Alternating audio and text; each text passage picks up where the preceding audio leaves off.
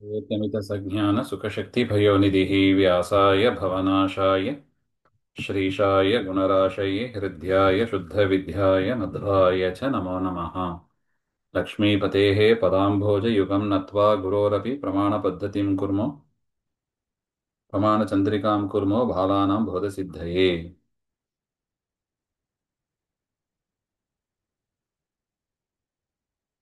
ಅಣುಪ್ರಮಾಣ ವಿಚಾರವನ್ನು ನಾವು ನೋಡ್ತಾ ಇದ್ದೀವಿ. ಅನುಪ್ರಮಾಣ ಮೂರು ವಿಧವಾಗಿದೆ: ಪ್ರತ್ಯಕ್ಷ, ಅನುಮಾನ, ಆಗಮ ಹಾಗೆ ಅಂತ ನೋಡಿದೀವಿ.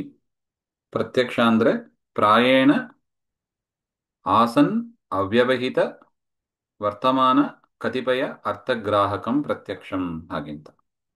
ಬಹುಶಃ ಎದುರುಗಡೆ ಇದ್ದು ಯಾವ ತಡೆ ಇಲ್ಲದೆ ವರ್ತಮಾನ ಕಾಲದಲ್ಲಿ ಇರುವ ಯಾವುದೋ ಒಂದು ಪದಾರ್ಥವನ್ನ ಗ್ರಹಿಸುವುದು, ಅದರ ವಿಷಯವನ್ನ ತಿಳಿಯೋದು ಪ್ರತ್ಯಕ್ಷ ಹಾಗೆ ಅಂತ. ಅನಾಸನ್ ಅಂದ್ರೆ ಎದುರುಗಡೆ ಇಲ್ಲದೆ ಇದ್ದರೂ ಕೂಡ ಅತೀತ ಅನಾಗತ, ಹಿಂದೆ ಪಾಸ್ಟ್ ಟೆನ್ಸಲ್ಲಿ ಆಗಿರ್ಬೋದು, ಫ್ಯೂಚರ್ ಟೆನ್ಸಲ್ಲಿ ಆಗಿರ್ಬೋದು ಇರುವ ಪದಾರ್ಥ ಅದರ ವ್ಯವಹಿತ, ಅದು ಅಡೆತಡೆ ಆದರೂ ಪರವಾಗಿಲ್ಲ, ಕಣ್ಣ ಎದುರುಗಡೆ ಇರಬೇಕು ಅಂತ ನಿಯಮ ಇಲ್ಲ. ವ್ಯವಹಿತವಾಗಿದ್ರೂ ಅರ್ಥಗೋಚರಂ ಅಂತ ಪದಾರ್ಥವನ್ನು ತಿಳಿಯೋದು ಅನುಮಾನ ಹಾಗೆ ಅಂತ. ಸ್ವಾತಂತ್ರ್ಯ ಅಶೇಷ ಅರ್ಥ ವಿಷಯ ಆಗಮ, ಸ್ವತಂತ್ರವಾಗಿ ಎಲ್ಲವನ್ನೂ ತಿಳಿಯೋದು, ಎಲ್ಲ ಅರ್ಥವನ್ನು ಕೂಡ ತಿಳಿಯೋದು. ಅಂದ್ರೆ ಈ ಶಬ್ದಕ್ಕೆ ಈ ಅರ್ಥ, ಈ ವಾಕ್ಯಕ್ಕೆ ಈ ಅರ್ಥ ಹಾಗೆ ಅಂತ ಸ್ವತಂತ್ರವಾಗಿ ತಿಳಿಯೋದು, ಅದನ್ನ ಆಗಮ ಅಂತ ಕರೀತಾರೆ. ಅರ್ಥಗ್ರಹಣ ಕ್ರಮೇಣ ಉದ್ದೇಶ ಹಾಗೆ ಅಂತ. ಉದ್ದೇಶ ಅಂದ್ರೆ ಹೆಸರು ಅಂತ ನಾವು ನೋಡಿದ್ದೀವಿ. ಅರ್ಥಗ್ರಹಣ ಕ್ರಮೇಣ ನಾವು ಹೇಗೆ ಅರ್ಥವನ್ನ ಗ್ರಹಿಸ್ತೀವೋ, ಅಂದ್ರೆ ಮೂರು ಹೇಳಿದ್ದಾರೆ, ಪ್ರತ್ಯಕ್ಷ, ಅನುಮಾನ, ಆಗಮ ಅಂತ. ಆ ಕ್ರಮದಲ್ಲೇ ಆ ಹೆಸರನ್ನು ಕೂಡ ಹೇಳಿದ್ದಾರೆ. ಅನುಮಾನ ಪ್ರಮಾಣಂ ತ್ರಿವಿಧಂ ಪ್ರತ್ಯಕ್ಷಂ ಅನುಮಾನಂ ಆಗಮಃ ಹಾಗೆ ಅಂತ. ಅರ್ಥಗ್ರಹಣ ಕ್ರಮದಲ್ಲಿ ಅದನ್ನು ಕ್ರಮವನ್ನು ಕೂಡ ಹೇಳಿದ್ದಾರೆ, ಆ ಹೆಸರನ್ನು ಹೇಳಿದ್ದಾರೆ ಅಂತ ಇಷ್ಟು ಅರ್ಥ.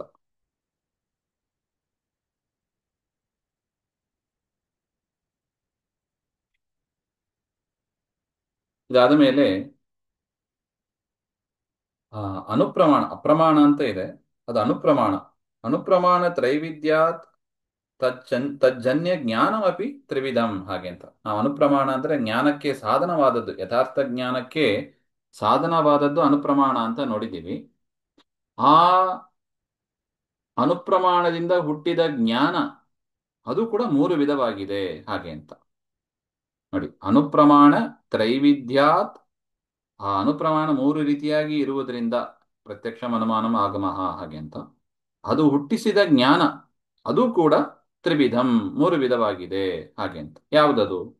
ಅದು ಕೂಡ ಅದೇ ಹೆಸರಿನಿಂದಲೇ ಕರಿತೀವಿ, ಪ್ರತ್ಯಕ್ಷ ಅನುಮಿತಿ ಶಾಬ್ದ ಭೇದ ಅಂತ ಹೇಳ್ತಾರೆ ನೋಡಿ. ಪ್ರತ್ಯಕ್ಷಂ ಅನುಮಿತಿ ಶಾಬ್ದ ಭೇದ ಅಂತ. ಪ್ರತ್ಯಕ್ಷದಿಂದ ಹುಟ್ಟಿದ ಜ್ಞಾನವನ್ನ ಪ್ರತ್ಯಕ್ಷ ಅಂತಾನೆ ಕರಿತೀವಿ.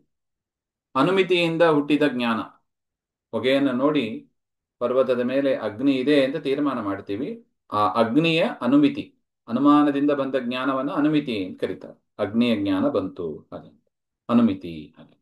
ಶಾಬ್ದ ಅಂದ್ರೆ ಶಬ್ದದ ಸಂಬಂಧಿಯಾದದ್ದು ಅಂತ ತದ್ದಿತ ಬರುತ್ತೆ. ಶಾಬ್ದ ಅಂದ್ರೆ ಶಬ್ದದಿಂದ ಬಂದ ಜ್ಞಾನ ಅಂತ ಅರ್ಥ.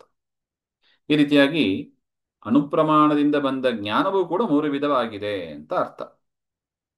ತತ್ರ ಪ್ರತ್ಯಕ್ಷಜನ್ಯ ಜ್ಞಾನಂ ಪ್ರತ್ಯಕ್ಷಂ, ಪ್ರತ್ಯಕ್ಷ ಅನುಪ್ರಮಾಣದಿಂದ ಅಂದ್ರೆ ಇಂದ್ರಿಯಗಳಿಂದ ಹುಟ್ಟಿದ ಜ್ಞಾನವನ್ನ ಪ್ರತ್ಯಕ್ಷ ಅಂತ ಕರಿತೀವಿ. ಇದಮೇವ ಸಾಕ್ಷಾತ್ಕಾರ ಇತಿ ಉಚ್ಯತೆ, ಇದನ್ನೇ ಸಾಕ್ಷಾತ್ಕಾರ ಅಂತಲೂ ಕರಿತೀವಿ ಹಾಗೆ ಅಂತ. ಪ್ರತ್ಯಕ್ಷದಿಂದ ಬಂದ ಜ್ಞಾನ ಪ್ರತ್ಯಕ್ಷವೇ ಆಗಿದೆ. ಇನ್ನು ಎರಡನೇದು ಅನುಮಾನಜನ್ಯಂ ಜ್ಞಾನಂ ಅನುಮಿತಿ ಹಾಗೆಂತ. ಅನುಮಾನದಿಂದ ಹುಟ್ಟಿದ ಜ್ಞಾನ, ಧೂಮವನ್ನು ನೋಡಿ ಪರ್ವತದ ಮೇಲೆ ಅಗ್ನಿ ಇದೆ ಅಂತ ಏನು ಜ್ಞಾನವನ್ನ ಪಡಿತೀವಿ, ಆ ಅನುಮಿತಿಯಿಂದ, ಅನುಮಾನದಿಂದ ಬಂದ ಜ್ಞಾನ ಅದು. ಅನುಮಾನ ಅಂದ್ರೆ ಕನ್ನಡದ ಅನುಮಾನ ಡೌಟ್ ಅಂತ ತಿಳಿಬಾರ್ದು. ಇದು ಅನುಮಾನ ಅಂದ್ರೆ ತರ್ಕ ಅಂತ ಅರ್ಥ, ಅಥವಾ ಹೇತು ಅಂತ ಅರ್ಥ,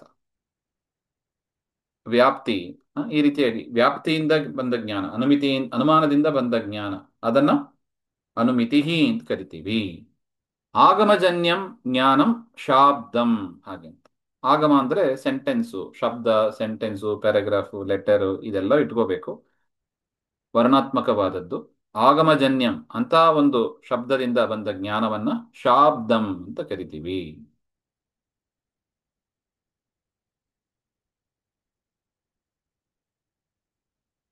ಇನ್ನು ಇನ್ನೊಂದು ರೀತಿಯಾಗಿ ಕೂಡ ಲಕ್ಷಣವನ್ನ ಹೇಳ್ತಾ ಇದ್ದಾರೆ. ನಿರ್ದೋಷ ಇಂದ್ರಿಯಂ ಪ್ರತ್ಯಕ್ಷಂ ಹಾಗೆ. ಇದು ಅನುಪ್ರಮಾಣವೇ ಇದು ಕೂಡ. ನಿರ್ದೋಷ ಇಂದ್ರಿಯಂ ಪ್ರತ್ಯಕ್ಷಂ ಅದರ ದಲಕೃತ್ಯವನ್ನು ಕೂಡ ಮಾಡ್ತಾ ಇದ್ದಾರೆ. ಎರಡು ಪದ ಇದೆ, ನಿರ್ದೋಷ ಇಂದ್ರಿಯ ಹಾಗೆ ಅಂತ. ನಿರ್ದೋಷವಾದ ಅಂದ್ರೆ ದೋಷವಿಲ್ಲದ ಇಂದ್ರಿಯವನ್ನೇ ಪ್ರತ್ಯಕ್ಷ ಅಂತ ಕರಿತೀವಿ ಅಂತ ಒಟ್ಟ ಅಭಿಪ್ರಾಯ. ಇಲ್ಲಿ ಇಂದ್ರಿಯಗಳು ದುಷ್ಟವಾಗ್ತದೆ. ನಾವು ಹಿಂದೆ ನೋಡಿದ್ದೀವಿ, ಕಾಚಕಾಮಾಲೆ ಇಂತರ ಬಂದ್ರೆ ಆ ಆ ಇಂದ್ರಿಯ ಸರಿಯಾದ ಜ್ಞಾನವನ್ನ ಹುಟ್ಟಿಸೋದಿಲ್ಲ. ಅದನ್ನ ದುಷ್ಟ ಇಂದ್ರಿಯ ಅಂತ ಕರೀತಾರೆ. ದುಷ್ಟ ಇಂದ್ರಿಯ ಅತಿವ್ಯಾಪ್ತಿ ವಾರಣಾಯ ನಿರ್ದೋಷ ಇತಿ. ಅದರಿಂದ ಕೇವಲಂ ಇಂದ್ರಿಯಂ ಪ್ರತ್ಯಕ್ಷಂ ಅಂತ ಹೇಳಿದರೆ ದುಷ್ಟ ಇಂದ್ರಿಯದಲ್ಲೂ ಅತಿವ್ಯಾಪ್ತಿ ಬಂತು. ಅದರ ನಿವಾರಣೆ ಮಾಡುವುದಕ್ಕಾಗಿ ನಿರ್ದೋಷ ಎನ್ನುವ ಒಂದು ವಿಶೇಷಣವನ್ನು ಸೇರಿಸಿದರು ಹಾಗೆ. ಇನ್ನು ನಿರ್ದೋಷಂ ಪ್ರತ್ಯಕ್ಷಂ ಅಂತ ಹೇಳಿದರೆ ಅನುಮಾನಾದವು ಅತಿವ್ಯಾಪ್ತಿ. ಆ ಅನುಮಾನ ಮುಂತಾದವುಗಳಲ್ಲಿ ಅತಿವ್ಯಾಪ್ತಿ ಬರುತ್ತದೆ. ತದ್ವಾರಣಾಯ ಇಂದ್ರಿಯಂ ಹಾಗೆಂತ. ಯಾಕೆ? ಕೇವಲ ನಿರ್ದೋಷ, ಅನುಮಾನವು ಕೂಡ ನಿರ್ದೋಷ ಆಗಿದೆ, ಆಗಮವು ಕೂಡ ನಿರ್ದೋಷವಾಗಿದೆ. ಅದರಿಂದ ಅದರಲ್ಲಿ ಬಂದ ಅತಿವ್ಯಾಪ್ತಿ ಪರಿಹಾರ ಮಾಡುವುದಕ್ಕಾಗಿ ಇಂದ್ರಿಯಂ ಎನ್ನುವ ಪದವನ್ನು ಕೂಡ ಸೇರಿಸ್ಕೋಬೇಕು. ಅದೆರಡು ಇಂದ್ರಿಯ ಅಲ್ಲ, ಅನುಮಾನ ಆಗಮ ಎರಡು ಇಂದ್ರಿಯ ಅಲ್ಲ. ಅದರಿಂದ ಪ್ರತ್ಯಕ್ಷಾಂತ ಆಗಬೇಕು ಅಂದ್ರೆ ಇಂದ್ರಿಯಜನ್ಯ ಜ್ಞಾನ ಆಗಬೇಕು. ನಿರ್ದೋಷ ಇಂದ್ರಿಯಂ ಪ್ರತ್ಯಕ್ಷಂ ಹಾಗೆ ಅಂತ. ಇನ್ನು ಸನ್ನಿಕರ್ಷ ಪ್ರತ್ಯಕ್ಷಂ ಹಾಗೆ ಅಂತ ಇಲ್ಲಿ ನೈಯಾಯಿಕರ ಮತವನ್ನ ವಿಮರ್ಶೆ ಮಾಡ್ತಾರೆ. ಅದನ್ನ ಮುಂದೆ ಸೇರಿದಾಗ ನೋಡೋಣ. ಶ್ರೀಮಧ್ವಾಂತರ್ಗತ ಶ್ರೀಕೃಷ್ಣ ಅರ್ಪಣಮಸ್ತು. ಶ್ರೀ ಹರೇ ನಮಃ.